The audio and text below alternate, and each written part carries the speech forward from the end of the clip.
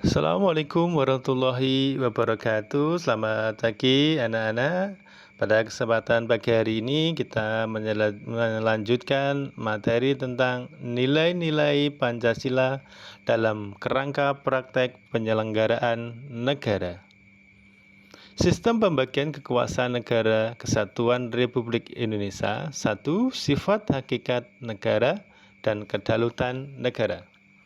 Sifat hakikat negara mencakup sifat memaksa, sifat memonopoli, dan sifat mencakup semua. Negara mempunyai sifat memaksa.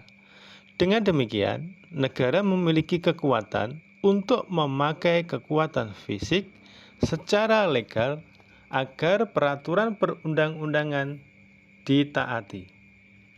Sifat monopoli, dalam hal ini negara mempunyai hak tunggal dalam menetapkan tujuan bersama dari masyarakat. Sikap mencakup semua, yaitu semua peraturan perundang-undangan berlaku untuk semua orang tanpa kecuali. Kedaulatan adalah kekuasaan tertinggi untuk menentukan hukum dalam suatu negara. Terdapat beberapa teori kedaulatan, yaitu teori kedaulatan Tuhan, teori kedaulatan raja, teori kedaulatan negara, teori kedaulatan hukum, dan teori kedaulatan rakyat. Pengakuan kedaulatan dari negara lain terdiri atas dua bagian, yaitu pengakuan kedaulatan secara de facto dan pengakuan kedaulatan secara de jure. Negara Indonesia berdasarkan pada Undang-Undang Dasar yang dimilikinya menganut sistem pemerintahan presidensial. Indonesia menganut sistem pembagian kekuasaan. Menurut Undang-Undang Negara Republik Indonesia tahun 1945, pembagian kekuasaan terdiri atas dua bagian, yaitu pembagian kekuasaan secara horizontal dan vertikal. Kedudukan, tugas, dan fungsi Kementerian Indonesia. Kementerian berkedudukan di ibu kota negara, yaitu Jakarta, dan berada di bawah dan bertanggung jawab kepada Presiden. Berdasarkan pasal 4 ayat 1 dan pasal 31 ayat 1 Peraturan Presiden nomor 7 tahun 2015, tugas kementerian adalah menyelenggarakan urusan tertentu dalam pemerintahan untuk membantu Presiden dalam menyelenggarakan pemerintahan negara.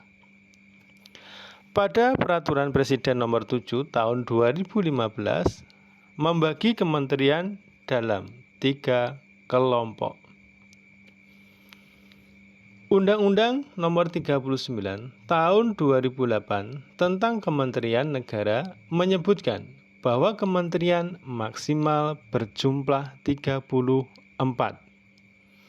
Lembaga pemerintah non-kementerian atau disingkat LPNK adalah lembaga negara yang dibentuk untuk melaksanakan tugas pemerintahan tertentu dari Presiden.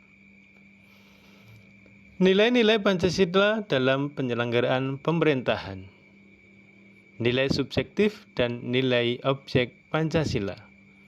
Nilai-nilai Pancasila bersifat subjektif, artinya nilai-nilai tersebut merupakan hasil pemikiran bangsa Indonesia sendiri sepanjang sejarahnya.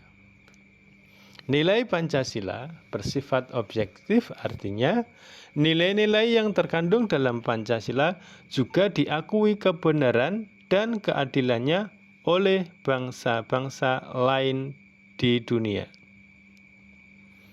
Negara Indonesia adalah negara kebangsaan yang berketuhanan yang Maha Esa. Rumusan sila kemanusiaan yang adil dan beradab memiliki makna kepaduan sifat-sifat keadaan serta hakikat negara dengan hakikat manusia yang bersifat monopluralis. Persatuan Indonesia adalah kunci semangat dan sumber motivasi sampai tercapainya Indonesia merdeka. Indonesia suatu negara demokrasi dari bangsa multikultural, multietnis, serta pluralis dalam kehidupan beragama. Dalam sila kelima, keadilan sosial bagi seluruh rakyat Indonesia, tujuan hidup bernegara yang termuat dalam nilai-nilai yang dapat diambil seperti keadilan sosial, kemakmuran, dan jaminan sosial. Anak-anak, dari sini materi tentang nilai-nilai Pancasila dalam kerangka praktik penyelenggaraan negara. Semoga bermanfaat. Assalamualaikum warahmatullahi wabarakatuh.